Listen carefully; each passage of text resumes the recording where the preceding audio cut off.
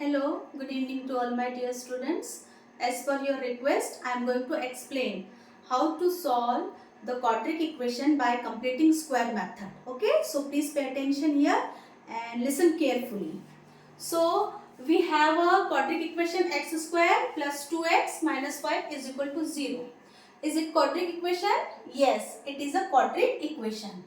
तो अब इसको हमें कंप्लीटिंग स्क्वायर मेथड से सॉल्व करना है. ठीक है, तो सबसे पहले यहाँ पर हम देखेंगे कि हमारी दो कंडीशन फुलफिल हो रही है कि नहीं. पहली कंडीशन कि ये जो गिवन क्वाड्रेटिक इक्वेशन है क्या यह स्टैंडर्ड फॉर्म में है कि नहीं है. तो अब यहाँ देखो x square plus 2x minus 5 is equal to 0, ये कंप्लीटली स्टैंडर्ड फॉर्म में है. ठीक है, अब स्टैंडर्ड फॉर्म क्या है यह तो बताने की जरूरत नहीं है ना, सबको मालूम है ना, लेकिन मैं फिर भी बता देती हूँ. तो देखो स्टैंडर्ड फॉर्म क्या होता है, ax square plus bx plus C is equal to 0. इस फॉर्म में है कि नहीं हमको पहले चेक कर लेना है हमारा गिवन इक्वेशन. ठीक है, तो हमारा गिवन इक्वेशन स्टैंडर्ड फॉर्म में है. ठीक है, अब दूसरा कंडीशन यह है कि हमारा जो ये जो स्क्वायर वाला जो फर्स्ट टर्म है इसका कोएफिशिएंट 1 है कि नहीं है. ठीक है, तो अब ये दूसरा कंडीशन भी यहाँ पर हमारा फुलफिल हो रहा है. जो हमारा एक्स स्क्वायर है जो फर्स्ट टर्म है उसका कोएफिशिएंट 1 है. ठीक है, तो चलो हम इसको सॉल्व करते हैं. अब यहाँ देखो ये जो कांस्टेंट टर्म -5 है इसको हमको ट्रांसपोजिंग करना है राइट हैंड साइड में.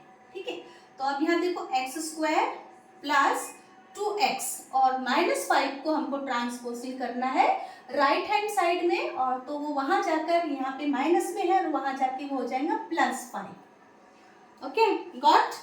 अब नेक्स्ट स्टेप क्या है कि ये जो मिडिल टर्म है हमारा ये जो 2x है इसको हमें क्या करना है, इसका हाफ लेना है हमको. ठीक है, मैं यहीं पर आप लोग गड़बड़ कर रहे हैं कि आप लोगों को नहीं समझता है कि कैसे हाफ लेना, तो इसका हाफ लेना है. हाफ लेना मतलब ये जो 2 है 2 का हाफ 1 होगा. अब जैसे दूसरा कोई नंबर है तो उसका हाफ कैसे लेंगे, सपोज यहाँ पे 2 है तो 2 का हाफ लेना मतलब इंटू 1/2 करेंगे. ये 2 से 2 कैंसिल हो गया, हमको 1 मिल गया. तो अगर हम सॉल्व भी नहीं करते हैं तो हमको मालूम है 2 का हाफ 1 होता है तो हम डायरेक्ट भी लिख सकते हैं, लेकिन मैंने यहाँ पे सॉल्व करके दिखाया. ठीक है, तो चलो, तो ये जो भी इसका हाफ रहेगा उसका हमको स्क्वायर लेना है. तो अब यहाँ पर एक्स स्क्वायर लेंगे प्लस 2x लेंगे और प्लस जो भी हाफ रहेगा इसका उसका स्क्वायर लेंगे. ठीक है, अब स्क्वायर हम लोग ले रहे हैं लेफ्ट हैंड साइड में भी, तो राइट हैंड साइड में भी हमको सेम करना है वैसे. तो 5 प्लस 1 का स्क्वायर. Okay got.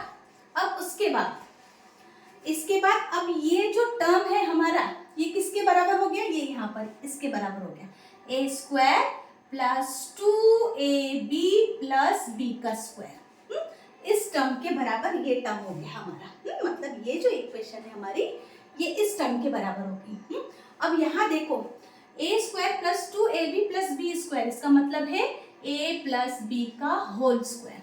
तो अब इस टर्म को हमको a प्लस b के होल स्क्वायर में लिखना है. ओके, तो चलिए लिखते हैं. यहाँ पर हमारा a है यहाँ पर x और हमारा जो b है वो है 1. अब इसका ले लेंगे हम whole square is equal to, यहाँ पर 1 का स्क्वायर क्या होगा 1 ही होगा, तो 5 प्लस 1 ये हो गया 6. होप यहाँ तक अच्छे से समझ गया, बस यहीं पर गड़बड़ कर रहे हो आप. ठीक है, तो यहाँ पर हमको इसका मिडिल टर्म का हाफ लेना है और उसका स्क्वायर लेफ्ट हैंड साइड में भी और राइट हैंड साइड में भी हमको क्या करना है, प्लस करना है. ओके, और प्लस करने के बाद अब ये जो है ये क्या मिला हमको, x square plus 2x plus 1 square, ये किसके बराबर मिला हमको, a square plus 2ab plus b square. इसको हमें क्या करना है, a प्लस b के स्क्वायर में लाना है. ठीक है, तो यहाँ पे देखो x प्लस 1 के स्क्वायर में यहाँ पे ला दिए और इसको सॉल्व करना है. तो 1 का स्क्वायर 1 होता है और 5 प्लस 1 6. ठीक है, अब इसके बाद नेक्स्ट स्टेप क्या है कि x प्लस 1 का स्क्वायर इज इक्वल टू 6 मिल गया. अब हमको यहाँ से स्क्वायर को रिमूव करना है. तो ऐसे उठा के स्क्वायर रिमूव कर सकते हैं कि हम लोग नहीं कर सकते, तो हमें क्या करना है, टेकिंग स्क्वायर रूट. तो लिखेंगे हम लोग टेकिंग स्क्वायर रूट. अब यहाँ पे टेकिंग स्क्वायर रूट किया है तो x प्लस 1 हो गया, उसका स्क्वायर कैंसिल हो गया. अब यहाँ पर 6 का तो ऐसा कोई स्क्वायर नहीं है तो वो हो जाएगा √6 या √6 हो जाएगा. अब यहाँ ये भी जो हमको राइट हैंड साइड का जो भी आंसर है उसको हमको प्लस और माइनस में लेना है, किसके साथ, x प्लस 1 के साथ। अब हम ऐसा क्यों कर रहे हैं, क्योंकि हमारा क्या है, क्वाड्रिक इक्वेशन है, और क्वाड्रिक इक्वेशन के 2 जीरोस निकलते हैं, तो इसलिए यहाँ पर x की 2 वैल्यू निकालना है हमें, ठीक है। तो अब देखो यहाँ पे x plus 1 is equal to under root 6, तो अब मैं क्या करूँगी, x plus 1 plus under root 6, ये एक बार लेंगे, फिर उसके बाद x plus 1 minus under root 6, ये 2 बार लें, ठीक है, एक बार प्लस में लिए और एक बार माइनस में लिए। अब यहाँ पर x plus 1 plus under root 6 is equal to 0, वहां पर भी x plus 1 minus under root 6 is equal to 0। Solve करो इसको, कैसा होगा, इस टर्म को हमको ट्रांसपोजिंग करना है उधर।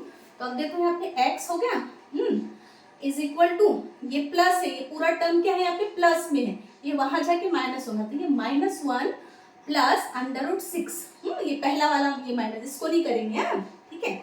अब यहाँ पर भी आपको ये पूरे को ट्रांसपोजिंग करना है, ये भी प्लस में है तो वहां जाके माइनस होगा, तो ये कैसा हो जाएगा, x is equal to -1 minus under root 6। तो यहाँ देखो x की हमें 2 वैल्यूज मिली, क्यों मिली, क्योंकि हमारा क्वाड्रिक इक्वेशन है ये, और हमको क्वाड्रिक इक्वेशन का जो x होता है उसको उसकी 2 वैल्यू फाइंड करना पड़ता है ना, 2 वैल्यू निकाल के सॉल्व करना है उसको, okay. So hope you got, और best of luck for exam. और एक और समझा दूंगी मैं।